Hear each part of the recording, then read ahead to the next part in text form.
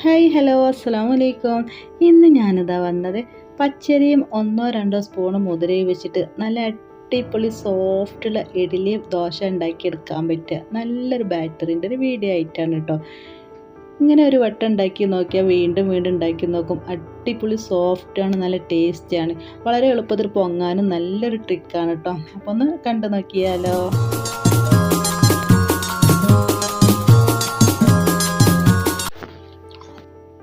അപ്പോൾ ഇതാ ഈ ഒരു സോഫ്റ്റുള്ള ഇഡ്ഡലി ദോശയൊക്കെ ഉണ്ടാക്കിയെടുക്കാൻ വേണ്ടിയിട്ടുള്ള ഈ ഒരു ബാറ്റർ ഉണ്ടാക്കിയെടുക്കാൻ വേണ്ടിയിട്ട് ഞാനിതാ 2.5 ഗ്ലാസ് പച്ചരി 4 മണിക്കൂർ മുന്നേ വെള്ളത്തിലിട്ടിട്ട് കുതിർക്കാൻ വേണ്ടിയിട്ട് ഇതാ ഇതുപോലെ 3-4 പ്രാവശ്യം കഴുകിയെടുക്കണം കേട്ടോ. ഞാൻ വെള്ളം ഒഴിച്ച് കൊടുക്കുകയാണേ.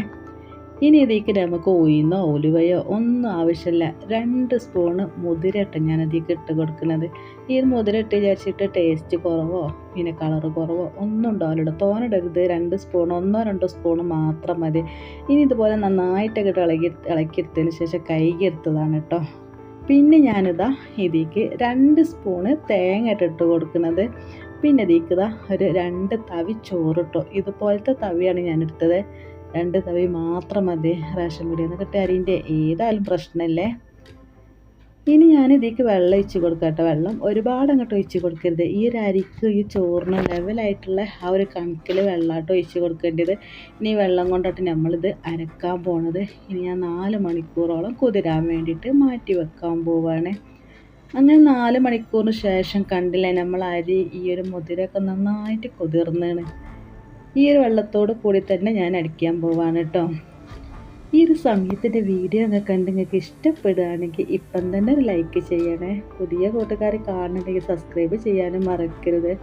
അങ്ങനെ ഞാനതൊരു മിക്സിൻ്റെ ജാർ എടുത്തുന്ന ഈ ഒരു അരി ഈ ഒരു വെള്ളം ഫുൾ അങ്ങോട്ട് ഒഴിച്ച് കൊടുക്കട്ടെ. വെള്ളം ഏറിയെന്ന് തോന്നിയാൽ കുറച്ച് ഒഴിവാക്കിയാൽ മതി കേട്ടോ. ഈ ഒരു അരിക്ക് കണക്കാക്കിയിട്ടുള്ള വെള്ളം നമുക്ക് പറ്റുള്ളൂ.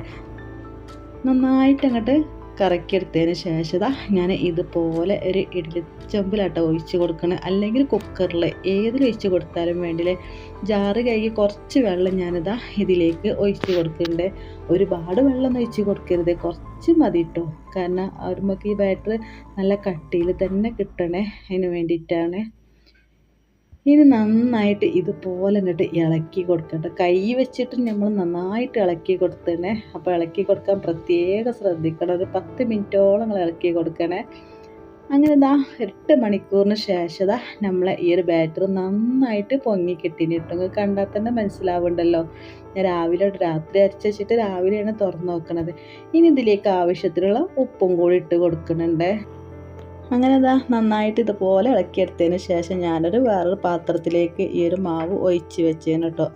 ഇടിച്ചമ്പന് നമുക്ക് ആവശ്യമുണ്ടല്ലോ. ആ ഒരു തട്ടിൽ ഇതുപോലെ ഓയിൽ ഒഴിച്ച് കൊടുത്തതിന് ശേഷം ഒരു ബ്രഷ് എടുത്തിട്ട് ജസ്റ്റ് ഒന്നങ്ങോട്ട് പ്രസ് ചെയ്ത് കൊടുത്താൽ മതിയേ. ഇനി ഞാനിതാ ഓരോ തവി മാവ് ഇതുപോലെ ഇങ്ങോട്ട് ഒഴിച്ച് കൊടുക്കുക കേട്ടോ. ഫുൾ അങ്ങോട്ട് ഒഴിച്ച് കൊടുക്കേണ്ട ആവശ്യമില്ലേ. ഏകദേശം ഒരു 3/4 ഭാഗമൊക്കെ ഒഴിച്ച് കൊടുത്താൽ മതിയേ.